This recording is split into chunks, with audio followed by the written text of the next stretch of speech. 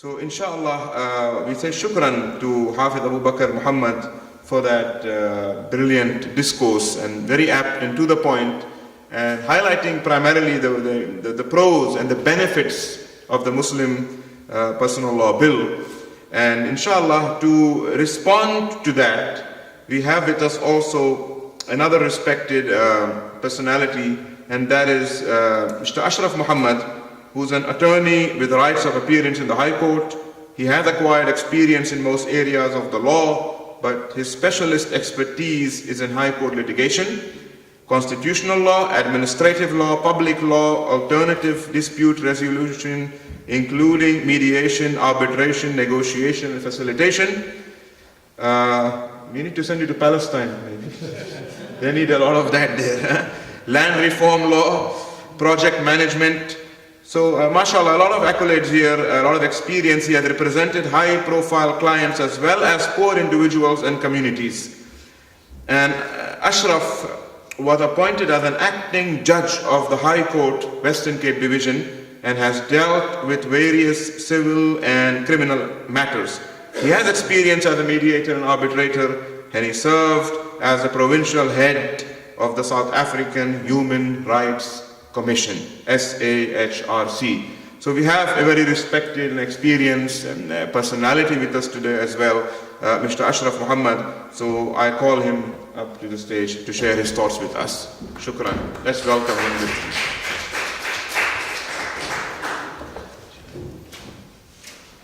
Shukran jazeelan. A'udhu billahi minash shaitanir rajeem. Bismillahir rahmanir rahim. Assalamu alaikum wa rahmatullahi wa barakatuh. Let me thank the organizers for inviting me to speak at this august event. When I accepted the invitation, I didn't realize what I was getting myself into. And following the footsteps of an illustrious leader like Advocate Abu Bakr Muhammad, you quickly realize that you're walking in the shadows and the company of giants. I must say that when I received the brief, two things jumped out at me. The first was that I was meant to deal with the question of a constitutional challenge to the Muslim Marriages Bill that was formulated in 2010, but then to also articulate a balanced middle way approach. And in thinking about the brief, I thought there'll be two parts to this talk. It won't necessarily be a direct response to Advocate Abu Bakr, but I will touch on some of the issues that I think he's raised, specifically around Muslim personal law and the recognition of Muslim personal law, because I think there are some nuances in that position that has emerged out of an evolutionary process over the last 24 years. And I mention 24 years because I can remember, and I'll narrate this story to you very briefly to kick off my presentation. Around the end of 1994, beginning of 1995, the then Minister of Justice, Advocate Dalla Umar, the first Minister of Justice of a constitutional democracy, a modern constitutional democracy, called together a number of leaders in the Muslim community, many shuyukh from the Muslim Judicial Council, people like Imam Rashid Umar, Professor Maulana Ibrahim Musa, I think Sheikh Hassan Talib may have been there, but there were a few people that you may recognize. And he sat us down in his office late one night, at about 9 o'clock in the evening in his parliamentary office. And he said to us basically that he had been told by President Nelson Mandela to look into the question of recognizing Muslim marriages. So when Sheikh Riyad Fattar in his presentation alludes to the narrative that starts with Dalla Umar and Nelson Mandela, and yes, it does go beyond that, as Advocate Abu Bakr has mentioned, the question about how one reconciles the notion of Muslim personal law with a constitution, a modern constitutional democracy, really started in that conversation between Dalla Umar and President Nelson Mandela. And we were given the unenviable task of trying to work out the modalities for giving effect to that particular vision of recognizing Muslim marriages and divorces.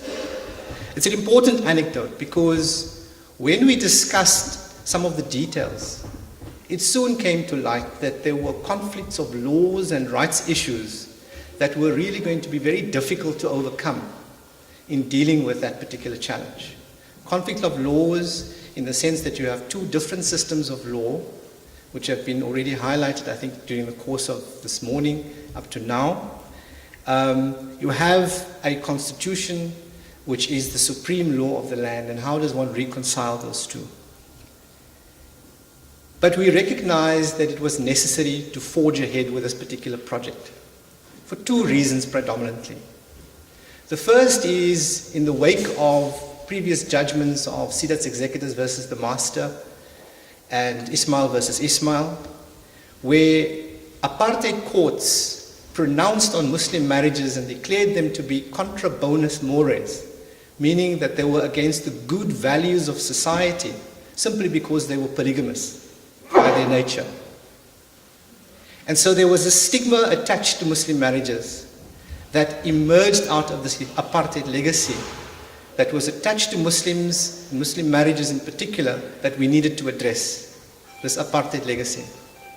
But more importantly also was the need to address the abuses, the excesses, the dehumanization, the delegitimization, and the way in which the rights of women in particular, Muslim women in particular, were affected by the manner in which marriages and divorces were regulated, were self-regulated by our ulama bodies.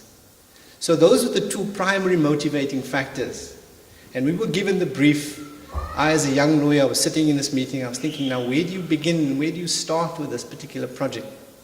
And you see the evolution of this project in the context of a modern constitutional democracy, with reference to the 1998 case of Ryland versus Edros, and you see this piecemeal approach chipping away at the edifice of common law, the Roman Dutch law which Advocate Abu Bakr referred to, which basically stigmatized Muslim marriages and stigmatized Islam in a very negative way. Remember, under the old apartheid system, you had a very austere Calvinist doctrine that informed the apartheid state, that propped up the apartheid state, and you had the Dutch Reformed Church. So it wasn't a case of apartheid being a secular system of governance. It was underpinned by a Christian nationalist ethos. And we were caught up in that as Muslims in that particular historical context. When Nelson Mandela came to power, he made it very clear that it was necessary for us to address that particular legacy. And Advocate Dalla Umar at the time then gave us the instructions to do so. But parallel to that, while the conversation was taking place within the Muslim community, there were initiatives taking place by organizations like the Legal Resources Center, the South African Law Commission at the time, which established a Project Committee 59, and they looked at various models in international law, like, for example, the Malaysian model and other parts of the world, which were very, very important for purposes of determining our situation in the Western Cape in particular.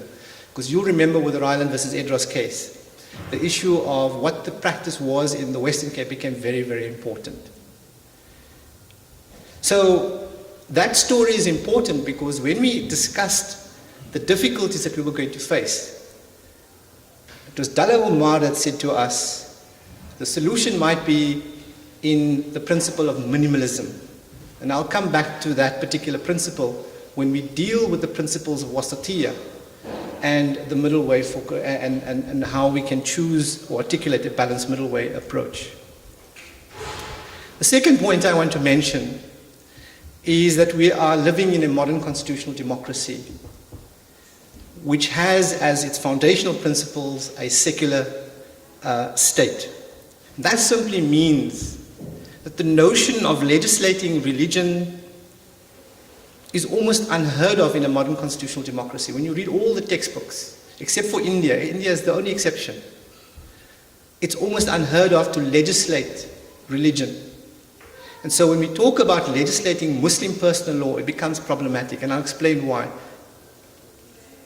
So the question of legislating Muslim marriages and divorces is a question of whether or not it actually is a violation of the Constitution as we know it.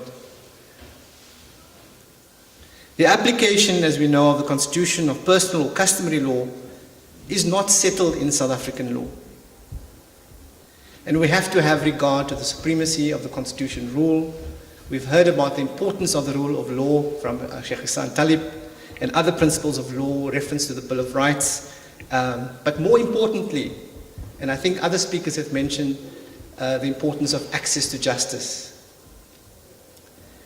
So the first perhaps point of departure where I might take issue with my learned colleague, Advocate Abu Bakr, is that we are not seeking the recognition or the legislation of Muslim personal law per se. Because that would lead and open up a can of worms which I think will be difficult for us to mediate and actually find that middle way.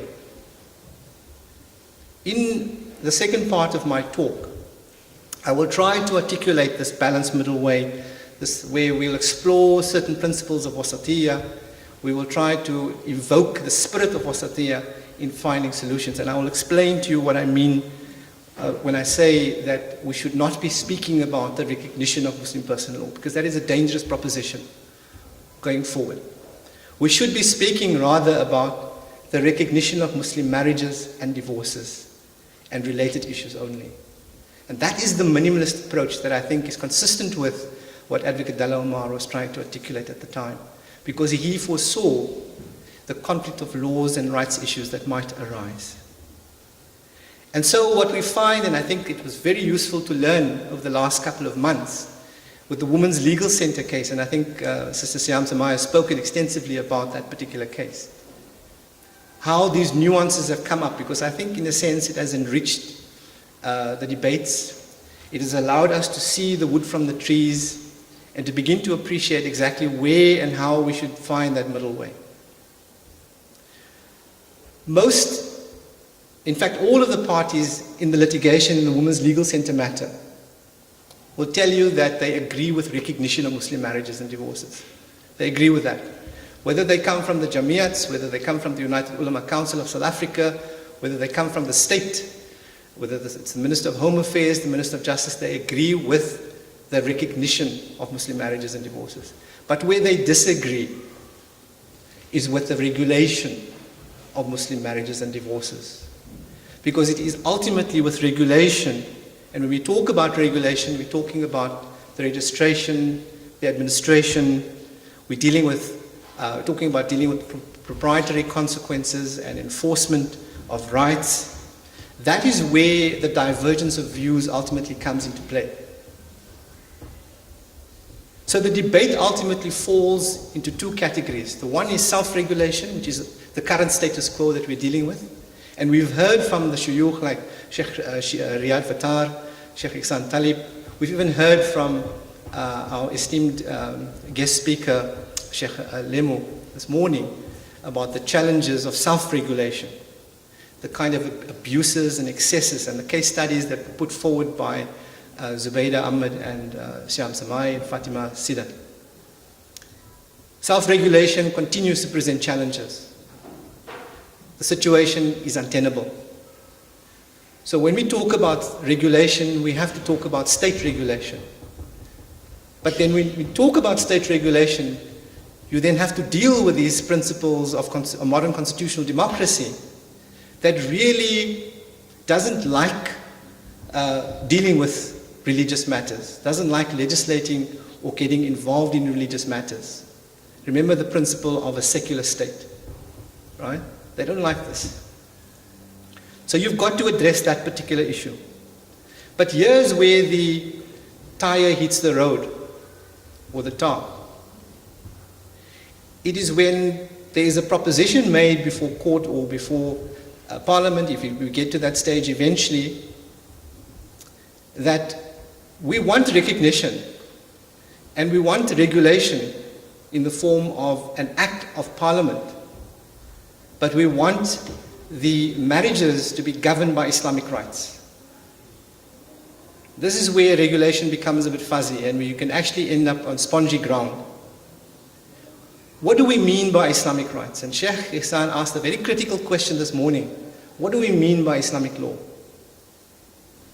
Because you have these authoritative sources, you have the Quran, prophetic traditions, you have the fiqh, you have all of those things that provide you with the necessary guidance, the maqasid sharia. Those are important. But then you also have Islamic rights in terms of different beliefs and opinions. We have the different madhabs, you have different schools of thoughts. You have Islamic rights in terms of a preferred interpretation. And this is where it ultimately becomes fuzzy.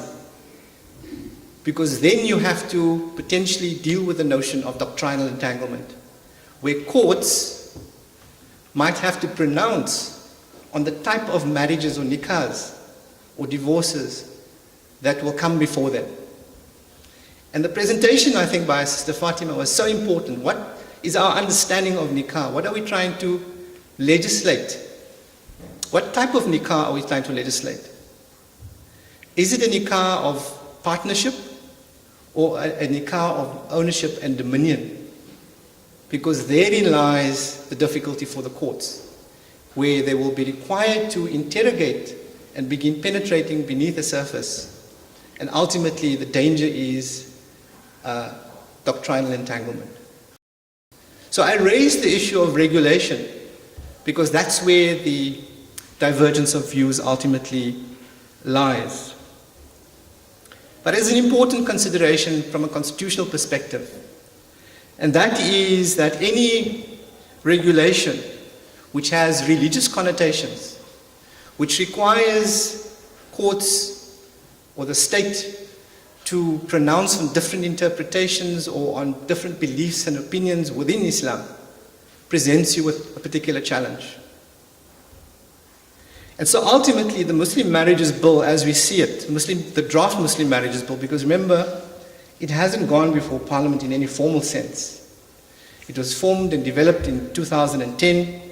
It was approved, I think, by Cabinet, but it actually hasn't been formally entered into the parliamentary system so that it becomes a proper bill in a sense and runs through the parliamentary system in that sense.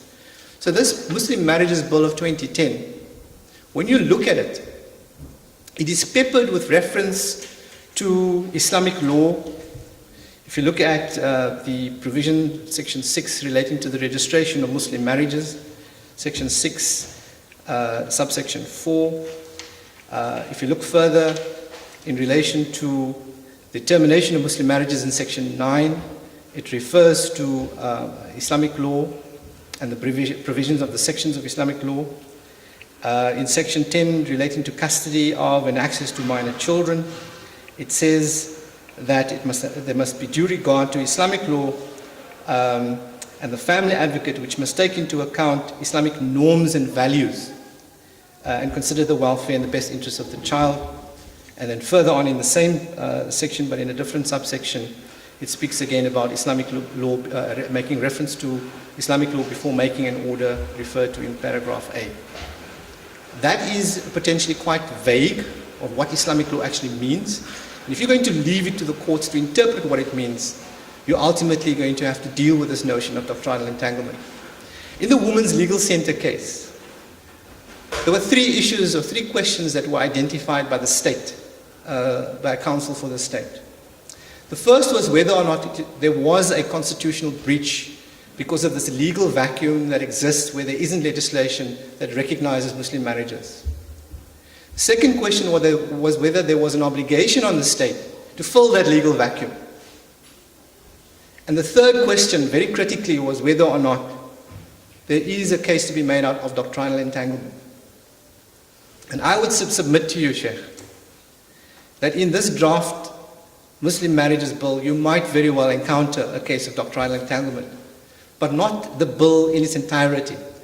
Only certain sections of the bill, or the draft bill, that makes reference to Islamic law in such vague and broad terms.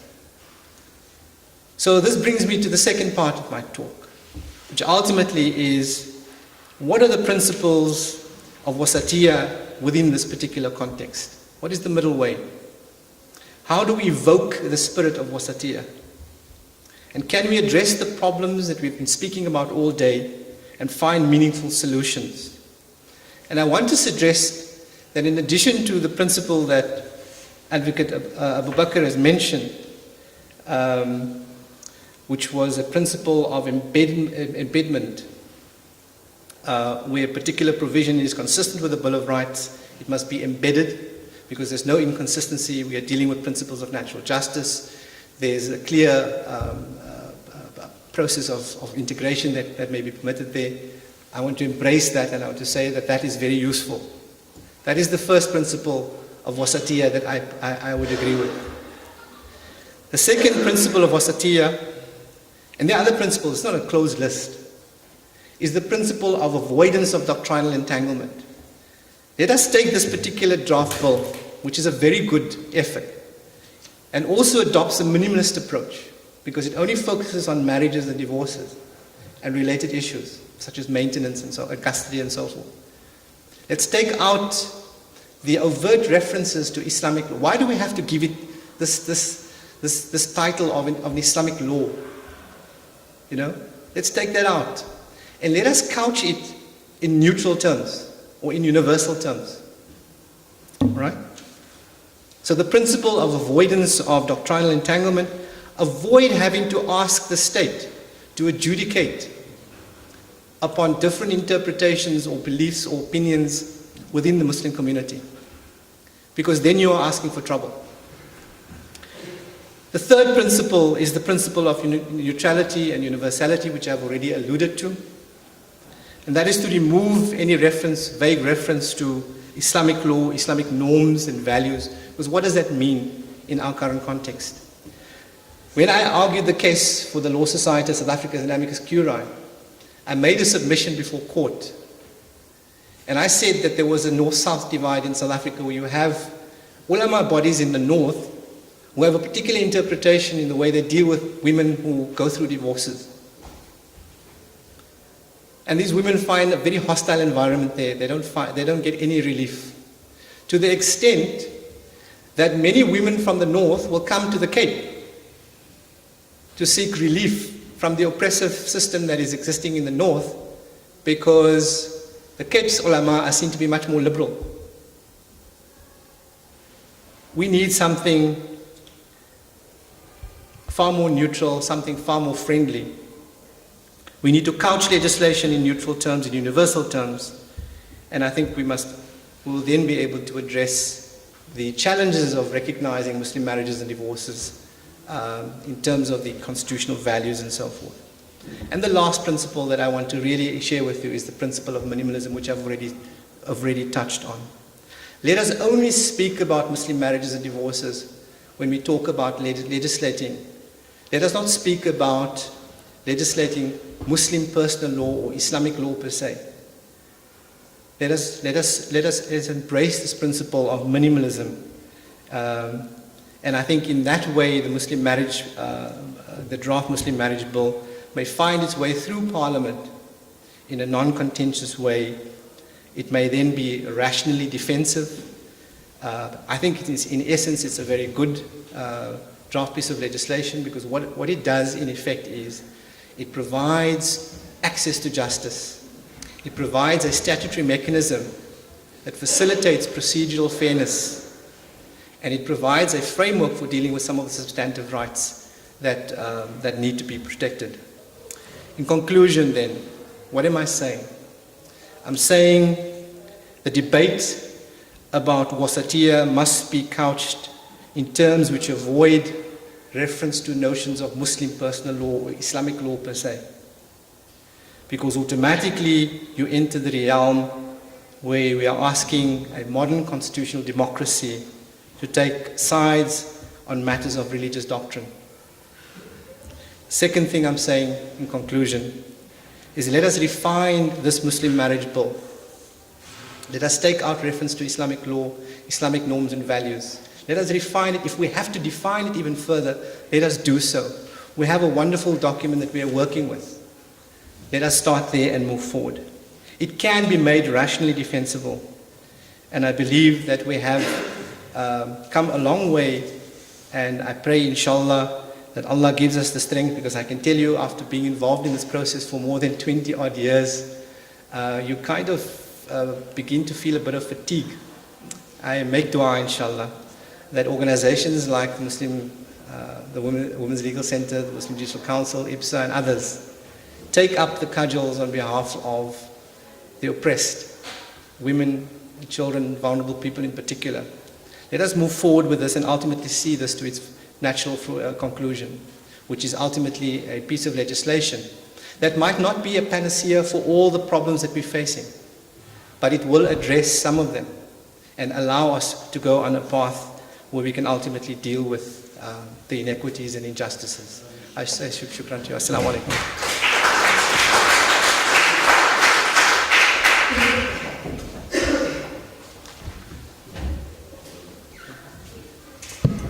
Thank you to Mr. Ashraf Mohamed for that response. And he raises very important questions. Can the state adjudicate on religious matters? Will the enactment of the Muslim Personal Law Bill lead to encroachment on doctrinal issues? Can this work in a secular state that believes in the separation of church and state? Will this be a violation of the Constitution? These are important questions he raises. He doesn't necessarily immediately provide an answer, but the answer is for all of us to think about, and ponder upon. He also provides a proposition which is what he calls the minimalist approach, is that should we rather be just working towards the recognition of Muslim marriages and divorces, or for the entire Muslim Personal Law Bill to be recognized, which will of course be the maximalist approach. I don't have an answer. This is a forum for discussion and enlightenment, and it will take us some time to think of the answers and the way forward.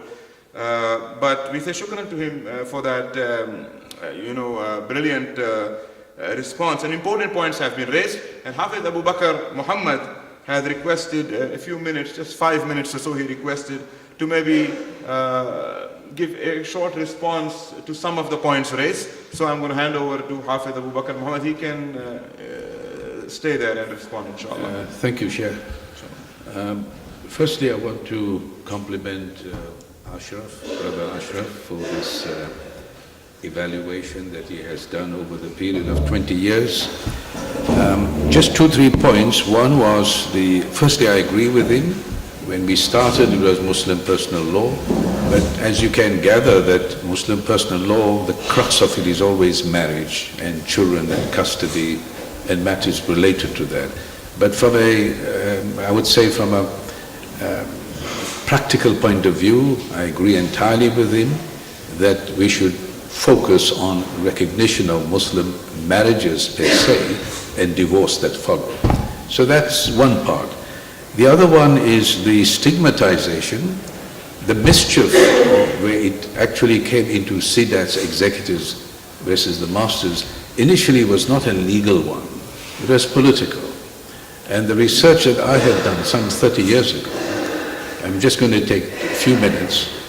It started when a Muslim businessman, Abu Bakr Javeri, came to South Africa in 1874. Now, before that, we had indentured laborers. So, when he came, he had 2 ships plying between Mauritius and Durban for rice and sugar. The English-speaking settlers is quite unsettled to see him in a sherwani, in horse and carriage and beautiful house in the Birya, and they started agitating. And this agitation led to a complaint to the Queen of England, and she in turn wanted to know what is all this agitation about. So she appointed a Chief Justice Rag to set up a commission of inquiry. It's called the Rag Commission. And Abu Bakr Javeri was served a subpoena, and I'm saying this because I have read the transcripts. It's in the archives in Pietermaritzburg. So he was asked this question by the lead commissioner: why are you here? So this is the answer he gave. I'm a citizen of India, India is a dominion of the British Empire. I've come to the Natal colony, which is a dominion of the British Empire, and I'm trading between dominions. So that somehow the other flummoxed the inquiry. They somehow the other suppressed the report, and then finally, I'm open to correction, somewhere around 1878 or a little later, the Rag Commission report was published, and this was the finding of the judge. 1. They, the complainant, meaning the European settlers, are quite happy to have them, brackets, Arab traders, as their laborers, but not as their equals. That was the finding. The second was, and I'm quoting verbatim the judge's words, the economic exploitation of Natal shall be exclusive for the European. This was the seed of apartheid. It started from the first against Muslim businessmen. The English-speaking settlers, whose representatives were in the Natal Colonial Parliament, took this finding as the cue that what their constituencies wanted. And in order for them to be re-elected in Parliament, they started this process of not recognizing Muslim marriages, Muslim and Hindu marriages, in order to persuade them to repatriate. Because if your wife's marriage is not recognized and the consequences cannot be enforced, then they will somehow or the other say to the wife, well, you stay there, I'll sort things out, and then he goes back. This kind of conduct of non-recognition, where the successor to Abu Bakr Javeri was Seth Dada Abdullah, of a businessman Dada Abdullah and Sons. And he in turn arranged for Mohandas Gandhi to come to South Africa for a dispute that was civil between him and his cousin in Pretoria. And one of the things the petition was to look at the non-recognition of Muslim marriages. The British barristers had earlier taken the cue, and I'm open to correction, perhaps Ashraf will bear me out, the judgment of Hyde versus Hyde, somewhere around 1856, somewhere around there. The Nawab had married an English rose as his second wife, and notwithstanding that he had a palace for her, she didn't want to be the second wife to the first wife. So she elopes to London and she sues for divorce. This matter came before the Privy Council, and it created a dilemma because that was Christian majority. And for some reason, but these are in the documents, if they were to entertain the divorce, that would mean recognizing Muslim marriages. So they went on the base of a very clever device that we, the Christians of England and its so-called colonies, have the value of a monogamous union. And since Islam is potentially polygamous, it is contra bonos mores, contrary to public policy. And that was what the English-speaking barristers did by adopting contra bonos mores.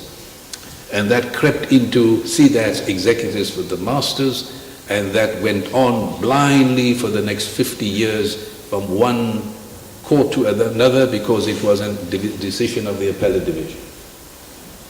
I argued this matter from a banking license point of view, using the same argument that in South Africa, we are no longer a majority that is Christian. There is a distinct population.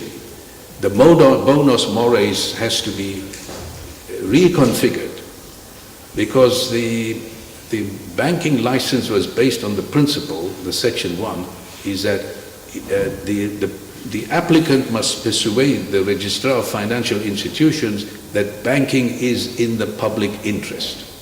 And the public is not white public. It's the public of all citizens of South Africa. So that was in the application. And the registrar accepted this argument. On that basis, we succeeded in securing the license. Now, was it Justice Farnham who subsequently used the same argument in the recognition of, I think was it in Ryland's Idros, some 15 years later.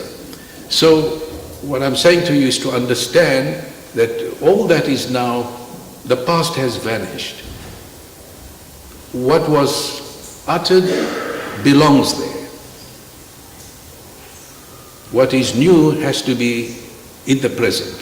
We have to take it up from there, and I don't think there's the argument anymore about what is in the public interest. So the stigmatization is history. It is now a question of moving forward. I'm in agreement with Ashraf on this embedment and minimalization, but the sooner we do it, the better, because each time we are wasting time, our Muslims are suffering. When Muslim family life suffers, Haqqul Haya suffers, our society suffers, and. Shukran.